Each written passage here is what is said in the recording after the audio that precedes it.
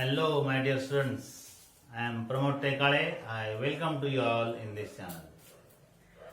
In last period, we were discussing about the conductivity, molar conductivity at infinite dilution. Also, we have seen the determination of conductivity. Okay. I found that some students have doubt in the molar conductivity at infinite dilution. So I will explain to some extent about the molar conductivity at infinite dilution, and after that we will proceed further. So it is molar conductivity at infinite dilution. The symbol of the molar conductivity at infinite dilution is this. This is molar conductivity at zero concentration. Molar conductivity at infinite dilution or zero concentration. आता infinite dilution म्हणजे काय? बऱ्याच विद्यार्थ्याला प्रश्न पडतो infinite dilution म्हणजे किती टाकायचं पाणी. एखादं लिक्विड घेतलं आपण त्याला आपण डायल्यूट करायचं म्हणजे काय करतो आपण पाणी टाकतो. पाणी टाकले की काय होतं सोल्युशन डायल्यूट बनतं. आणि जसं सोल्युशन डायल्यूट होतं तसं त्याचं काय होतं कॉन्सन्ट्रेशन कमी व्हायला लागतं. जेव्हा आपण शब्द वापरतो इन्फायनाइट डायल्युशन, इन्फायनाइट डायल्युशन म्हणजे किती खूप जास्त पाणी म्हणजे किती पाणी टाकायचं. तर ही शंका आहे काय विद्यार्थ्या मनामध्ये. त्याच्यामुळे मी पुन्हा एकदा तुम्हाला सांगायला लागलो इन्फायनाइट डायल्युशन कशाला म्हणायचं. बघा एक बोर्डवर एक उदाहरण सांगितलं मी. जसं व्हॉल्यूम वाढलं की मोलार कंडक्टिव्हिटी वाढते. एक अंदाजे आकडे घेतले तुम्ही फक्त पहा, एक्झॅक्ट नाही. इथं घेतलं व्हॉल्यूम इन ml 1 2 3 4 आणि this is the molar conductivity. What is the unit of molar conductivity? It is per ohm centimetre square per mole. Per ohm centimetre square per mole that is the unit of molar conductivity. किंवा हे पर ohm याला Siemens पण म्हणतो आपण. Siemens centimetre square per मोल. ठीक आहे. बघा आता इथं व्हॉल्यूम काय होतं सुरुवातीला 1 होतं त्यावेळेला मोलर डेल्टा एम ची व्हॅल्यू किती होती, मोलार कंडक्टिव्हिटी किती होती 0.2. व्हॉल्यूम वाढवलं मोलार कंडक्टिव्हिटी वाढली. व्हॉल्यूम 3 केलं हे वाढलं. व्हॉल्यूम 4 ml केलं किती आली व्हॅल्यू 0.23. राईट. पुढे आता 10 ला किती आहे, 10 ला 0.3, 12 ml ला 0.3, 15 ml ला 0.3. म्हणजे काय झालं एक असं विशिष्ट एक पॉइंट आला की ज्या पॉइंटच्या नंतर तुम्ही डायल्युशन जरी वाढवलं तरी मोलार कंडक्टिव्हिटी व्हॅल्यू वाढत नाही. ही जी पॉइंट जो आहे ती लिमिटिंग व्हॅल्यू झाली. या ठिकाणी काय झालं सॅच्युरेशन झालं. राईट. या ठिकाणी यालाच काय म्हणलं जातं ही लिमिटिंग व्हॅल्यू आहे. त्याच्यानंतर जर समजा तुम्ही डायल्युशन वाढवलं तर कॉन्सन्ट्रेशन मध्ये फरक होत नाही. राईट. त्याला लिमिटिंग कंडक्टिव्हिटी पण शब्द म्हणलं जातो. Limiting conductivity. After that point there is no increase in molar conductivity even if you increase the dilution or decrease the concentration. ठीक आहे. एक असं एक कॉन्सन्ट्रेशन अशी एक लिमिट की ज्या लिमिटच्या नंतर तुम्ही कॉन्सन्ट्रेशन जरी कमी केलं तरी कंडक्टिव्हिटी मध्ये काही बदल होत नाही. ती जी लिमिट आहे त्यालाच म्हणायचं ऍट झिरो कॉन्सन्ट्रेशन किंवा त्यालाच म्हणायचं ऍट इन्फायनाइट डायल्युशन. या ठिकाणी इन्फायनाइट डायल्युशन म्हणजे किती ml फक्त 10 ml म्हणजे इन्फायनाइट डायल्युशन आहे. खूप जास्त पाणी टाकायची गरज नाही. Right. 10 ml is infinite dilution here. Okay. तर ठीक आहे. तर हे झालं molar conductivity at infinite dilution बद्दल.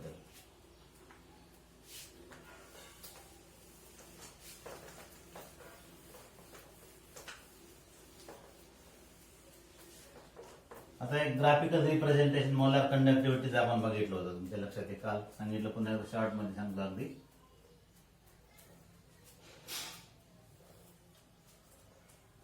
मोलार कंडक्टिव्हिटी आणि कॉन्सन्ट्रेशनचं काल काढलेलं ग्राफ काढतो मी इथं. अंडर रूट ऑफ C घेतलं इथं घेतलं मोलार कंडक्टिव्हिटी. ओके. तर कसा ग्राफ आला होता? हा होता आपला graph. This graph was for what? This graph was for strong electrolyte. Strong electrolyte साठी. आणि वीक इलेक्ट्रोलाइट साठी ग्राफ कसं सांगितलं होतं मी तुम्हाला? वीक इलेक्ट्रोलाइट साठी ग्राफ असा होता. Right. This is for weak electrolyte.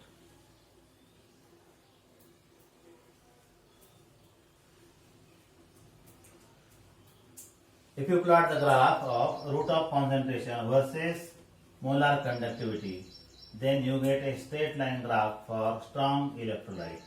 हे पॉइंट मिळाले होते आपल्याला असे 1 2 3 हे पॉइंट मिळाले आणि ग्राफला आपण एक्स्ट्रापोलेट केलं तर ज्या ठिकाणी हा ग्राफ इथं y अक्षाला टच होतो या ठिकाणी जे असतं त्याला आपण काय म्हणतो?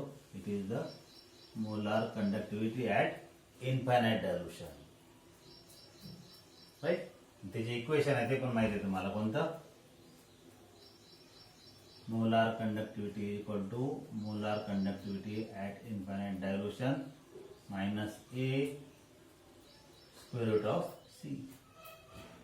हे इक्वेशन कोणत्या प्रकारचं आहे? This equation is y equal to mx plus C च्या स्वरूपातलं इक्वेशन आहे. Right. Y equal to mx plus C त्या स्वरूपातलं इक्वेशन आहे. राईट. याचा जो ग्राफ आहे हा ग्राफ कसा आहे? असा आहे. याचा स्लोप किती आहे? स्लोप आहे मायनस ए. राईट. तर मग स्ट्रॉंग इलेक्ट्रोलाइट साठी आपल्याला molar conductivity at infinite dilution काढायचं तर काय करतो आपण? ग्राफला फक्त एक्स्ट्रापोलेट करतो. कुठपर्यंत? वाय अक्षापर्यंत. राईट. इथं जो पॉइंट आहे त्याला म्हणायचं molar conductivity at infinite dilution. That is for strong electrolyte. But what about weak electrolyte? Weak electrolyte graphical आपण काढू शकतो का? Molar conductivity at infinite dilution graphically काढता येणार नाही आपल्याला. कारण की वीक मध्ये काय झालेलं आहे? वीक इलेक्ट्रोलाइट मध्ये हा जो ग्राफ आहे हा ग्राफ सरळ पुढे वाढत वाढत गेला आणि सडल वाय अक्षाला पॅरलल चाललाय तो. व्हॅल्यू घेता येणार नाही. आणि असं का होतं? मग असं का होतं तुम्हाला कारण सांगतो मी. For weak electrolyte, for weak electrolyte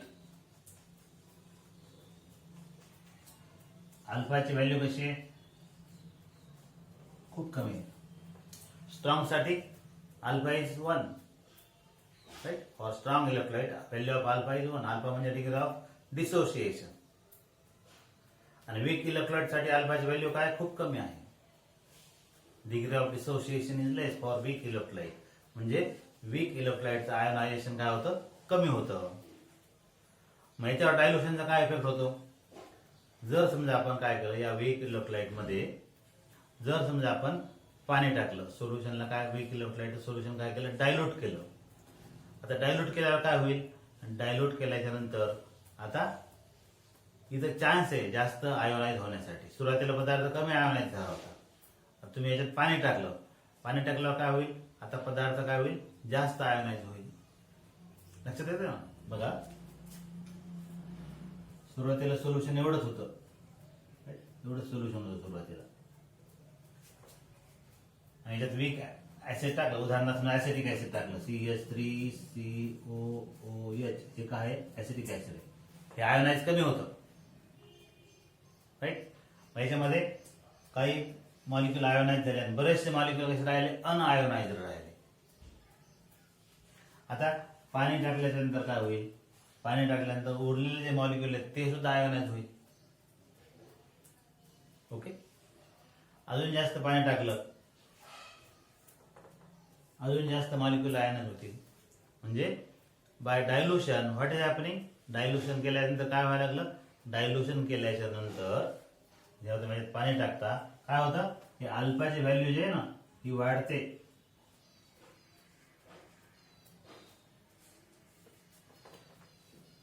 alpha is increasing. बरोबर का नाही? म्हणजे नंबर ऑफ आयन्स वाढायला लागलेत. Number of ion increases. Number of ion वाढायला लागले आणि नंबर ऑफ आयन वाढले की आपोआपच काय वाढली? Conductivity depend upon number of ions. Conductivity depend upon number of ions. Number of ion वाढली काय होतं, सडनली कंडक्टिव्हिटी एकदम वाढते. म्हणून जसं ग्राफमध्ये आपल्याला दिसतं, सुरुवातीला काय झालं, हे स्लोली वाढलं, कॉन्स्टंट जवळपास येतं सुरुवातीला, आणि अचानक काय झालं, suddenly there is increase in conductivity because of ions. ठीक आहे, म्हणून हा ग्राफ वीक साठी असा येतो. ग्राफ वाचता आले पाहिजेत आपल्याला, है ना. ग्राफचा अर्थ काय निघतो हे कळायला पाहिजे. ठीक आहे. So this is the graph for strong electrolyte, जिथं स्टेडी इन्क्रीज आहे. राईट, कंडक्टिव्हिटी कशी वाढायला लागली, स्टेडी वाढायला लागली. आणि या ठिकाणी काय, सडन इन्क्रीज. तर वीक इलेक्ट्रोलाइट मध्ये जर समजा आपल्याला molar conductivity at infinite dilution काढायचं असेल तर ग्राफिकली काढता येणार नाही. त्यासाठी कोलराजने एक लॉ सांगितला, आणि त्या कोलराज लॉ वापरून आपण काढू शकतो molar conductivity at infinite dilution. तर काय सांगितलं कोलराजने,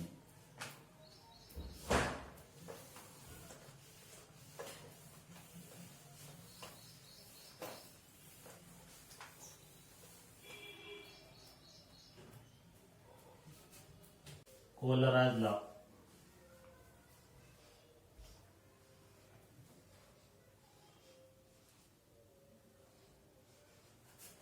Kohlrausch law and its application.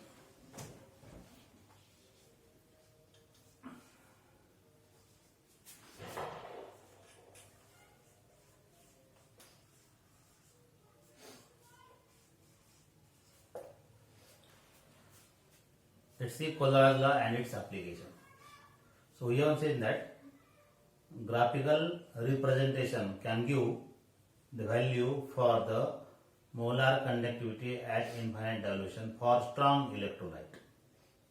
For weak electrolyte, we can't get the value for molar conductivity at infinite dilution for weak electrolyte. Right? मग याचं application जे आहे ना Kohlrausch lawचं, की by using the Kohlrausch law we can find the molar conductivity at infinite dilution for weak electrolyte. सुरुवातीला कोलराज law म्हणजे काय बघू आपण.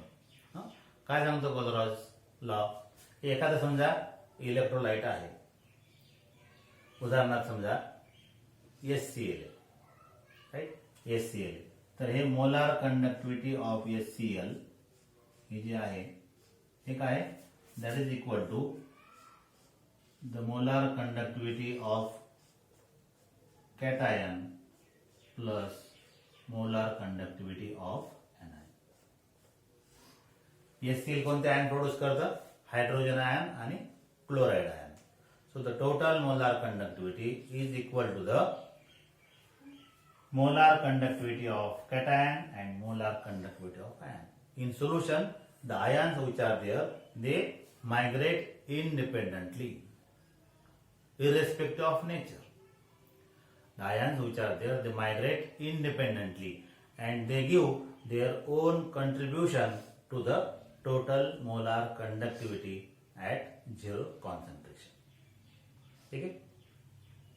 So, we can say that the molar conductivity of an electrolyte at zero concentration is the sum of molar conductivity of cation and molar conductivity of anion which are present into that electrolyte.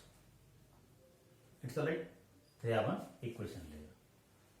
त्याचप्रमाणे आता समजा लिहायचं आपल्याला की molar conductivity कोणाची, molar conductivity of ammonium chloride. समजा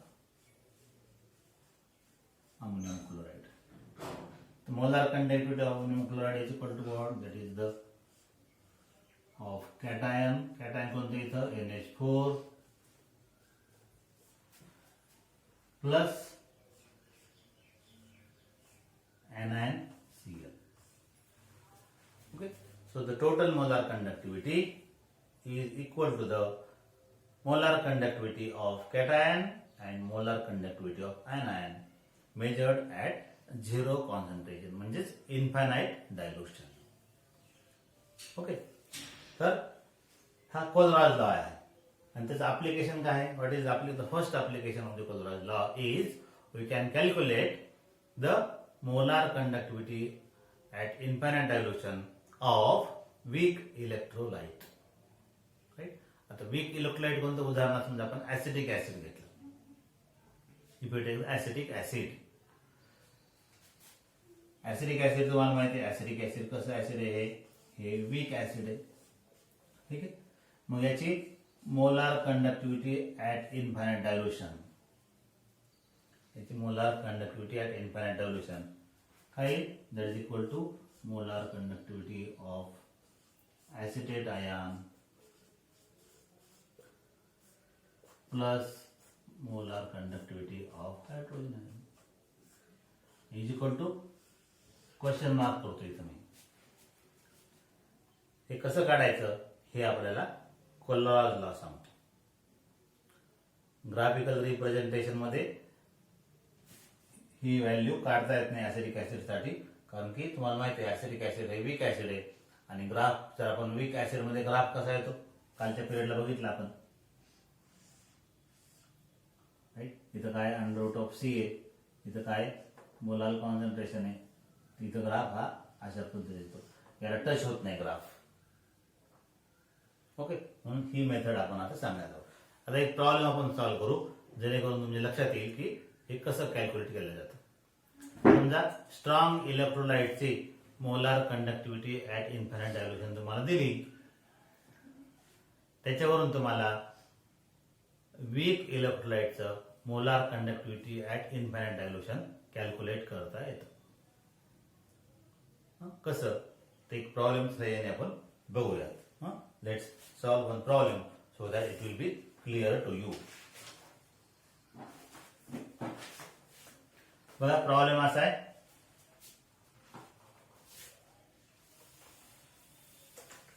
application मध्ये पहिलं काय सांगितलं तुम्हाला what is first application to calculate the molar conductivity at infinite dilution for weak electrolyte. तर त्याच्यासाठी समजून घ्यायसाठी एक प्रॉब्लेम घेऊ आपण. बघा you are given the molar conductivity of 3 substance. The problem is like this. The molar conductivity of potassium acetate, HBr and KBr are respectively values are given. तिघाचे value दिलेले आहेत. Right. And calculate the molar conductivity of acetic acid at 0 concentration. बघा problem लिहितो थोडक्यामध्ये मी इथं काय तो.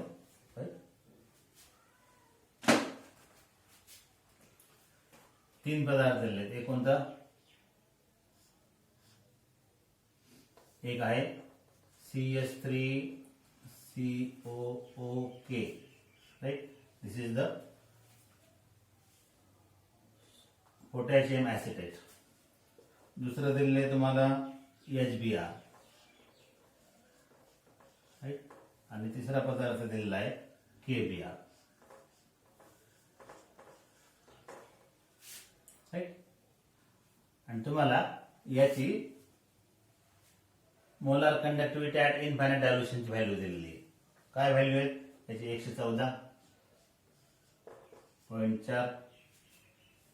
428.2 आणि KBrचे आहे 151.9. राईट.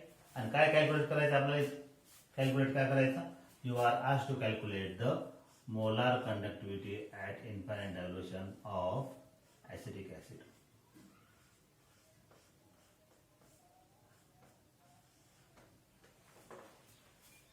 Okay. प्रॉब्लेम लक्षात आला सर्वांच्या. Molar conductivity at infinite dilution of potassium acetate, HBr and KBr is given and you are asked to calculate the molar conductivity at infinite dilution of acetic acid. तर कसं problem solve करायचं बघा. आता हे लिहूयात आपण. Molar conductivity of CH3COOK is equal to काय आहे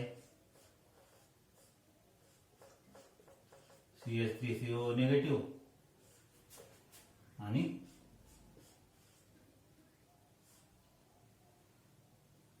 K पॉझिटिव्ह. राईट. याची व्हॅल्यू किती दिली आता? याची व्हॅल्यू आहे 114.4. दुसरं दिलेलं आहे HBr, molar conductivity of infinite dilution of HBr. किती आहे? HBr ची इथे येईल hydrogen ion plus molar conductivity at infinite dilution of Br. Right, त्याची व्हॅल्यू आहे 428.2. आणि तिसरा पदार्थ झाला KBr. So KBr, what is the value? Its value is cation plus molar conductivity at infinite dilution of anion. Right, याची पण value माहिती आहे. किती आहे? याची व्हॅल्यू आहे 151.9. ठीक आहे. तर हे 3 इक्वेशन झाले आपलं. हे इक्वेशन नंबर 1 झालं, इक्वेशन नंबर 2 आणि इक्वेशन नंबर 3. आता काय करायचं आपल्याला? हे जे इक्वेशन 1, 2, 3 आहेत हे अशा प्रकारे अरेंज करायचे. याची तुम्ही बेरीज वजाबाकी जे काय करायचं करू शकता. आणि काय मिळवायचं तुम्हाला? तुम्हाला मिळवायचं की this value, right? Molar conductivity at infinite dilution of CH3COOH. मग आता काय काढायचं आपल्याला? Molar conductivity at infinite dilution CH3COOH मिळवायचं आपल्याला. That is equal to what? Molar conductivity is because of acetate ion plus because of hydrogen ion. काय पाहिजे? फक्त आपल्याला ऍसिटेट आयन पाहिजे ना, H पाहिजे. या तिघासाठी काय करावं लागेल आपल्याला हे इक्वेशन मिळवायसाठी? मग आपल्याला ऍसिटेट आयन सुद्धा पाहिजे. हे ऍसिटेट आयन इथे दिसायला लागलं तुम्हाला. दुसरं काय पाहिजे? हायड्रोजन पाहिजे. ही तर हायड्रोजन आहे. बाकीच्या कोणत्या आयनची गरज नाही. मग काय करू आपण? इक्वेशन 3 ला रिव्हर्स करू किंवा काय करायचं? इक्वेशन नंबर 1 आणि 2 ची बेरीज करायची. Add equation number 1 and 2 and subtract equation 3. ठीक आहे. काय सांगितलं? Just what we do here, काय करतो आपण? Equation number 1 plus 2 minus 3. 1 plus 2 minus 3 काय? 1. हे 1 इक्वेशन आहे. राईट, या दोघांची बेरीज हे प्लस हे प्लस काय? Plus molar concentration of hydrogen ion plus molar concentration of Br. आणि त्यातून मायनस काय करायचं? मायनस हे इक्वेशन मायनस होईल. राईट, बघा 1 2 3 4 हे प्लस येईल आणि मायनस काय होईल? Minus molar concentration of potassium ion आणि minus molar concentration of Br ion. Right, म्हणजे काय काय कॅन्सल होईल इथं? इथं ऑटोमॅटिक काय होईल? कॅन्सल होऊन जाईल. कोणत्या आयन कॅन्सल व्हायला लागले तिथं? हे के कॅन्सल होईल या के सोबत, हे Br कॅन्सल होईल या Br सोबत. आणि राहिलं काय? फक्त acid ion plus hydrogen ion. Okay. आणि हे जे केलं आपण, हे जे आपण केलं काय? Equation number 1 plus equation number 2 minus equation number 3 असं जर केलं काय राहील आपल्याकडे? आपल्याकडे राहील CH3COO negative plus molar concentration infinite dilution of hydrogen ion. Right, आणि हे म्हणजेच काय? That is the molar concentration at infinite dilution of acidic acid.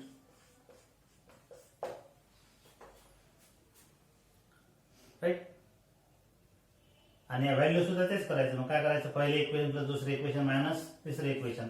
Value मध्ये तेच करा. 114.4 प्लस 428.2 मायनस 151.9. राईट, या दोघांची बेरीज करा, त्यातून हे मायनस करा, जे येईल ते तुमचं आन्सर राहील. आणि युनिट काय असतं याचं? What is the unit? Per ohm centimetre square per mole. That is unit of molar conductivity at infinite dilution. Okay, so in this way we can calculate molar conductivity at infinite dilution. ठीक आहे, एकदम simple problems आहेत. अशा प्रॉब्लेमची practice करा तुम्ही. Okay, you will get the idea what is the Kohlrausch law and its application. आता याच्यानंतर दुसरं जे आहे अल्फा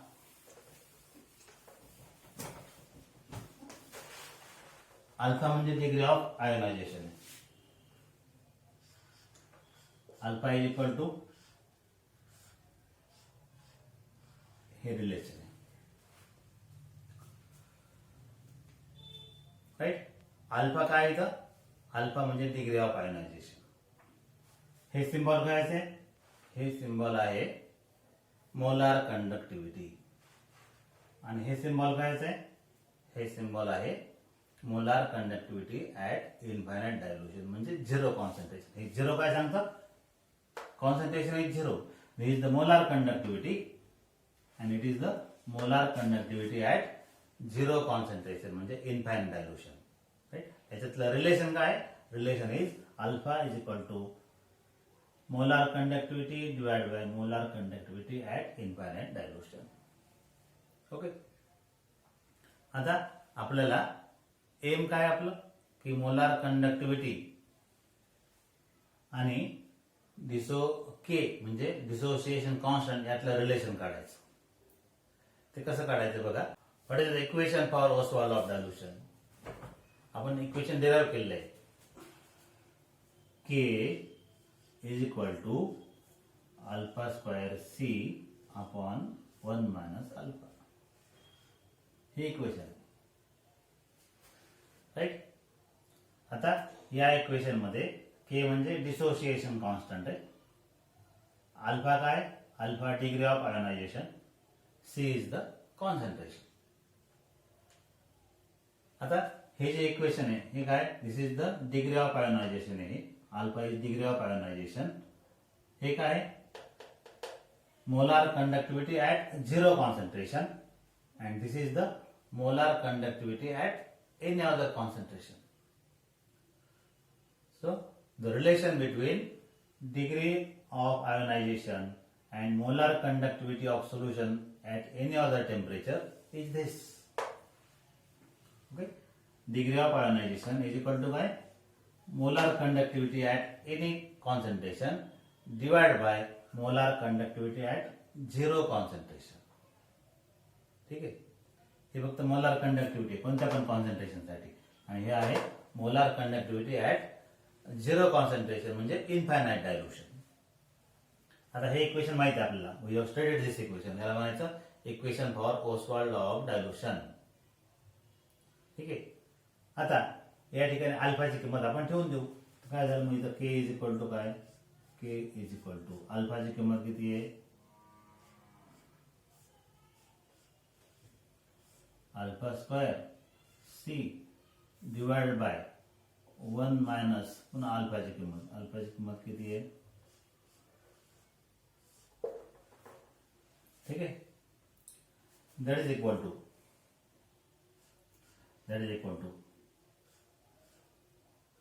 याचा स्क्वेअर इंटू सी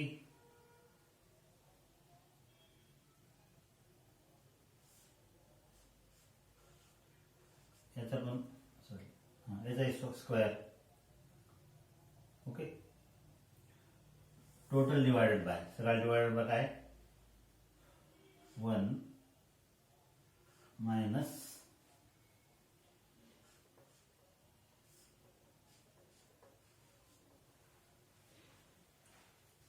ठीक आहे. आता मी काय करतो पुढच्या स्टेपमध्ये फक्त मी खालच्या साईडला लिहितो. म्हणजे काय झालं, that is equal to square C divided bye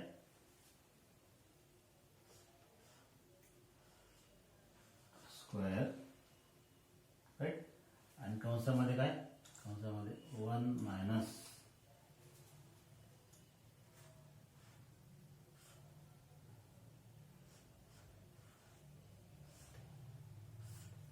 ठीक आहे, that is equal to K. त्या ठिकाणी आपण काय करू, K is equal to C divided by, आणि कंसामध्ये काय लिहू याला,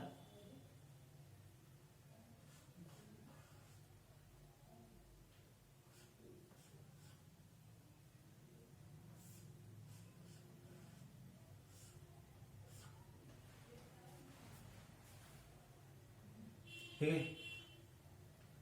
so this is the relation between, कायचं रिलेशन झालं हे, this is the relation between K and molar conductivity at any other concentration, right? Molar conductivity at any other concentration आणि degree of dissociation. या सगळ्या सिम्बॉलचा अर्थ सांगतो या ठिकाणी तुम्हाला मी. के म्हणजे काय, के आहे डिसोसिएशन कॉन्स्टंट, के आहे dissociation constant. C is the concentration of the solution. त्याच्यानंतर हे काय, molar conductivity at infinite dilution, त्याचा square. Okay, so this is the second application of the Kohlrausch law, where we relate, काय कायचं relation द्यायला लागलो आपण, इथं रिलेशन द्यायला लागलो के आणि molar conductivities. Okay, so that's about the Kohlrausch law and its applications. Okay, so let's stop here. In next period, let's see the next point. Okay, thank you.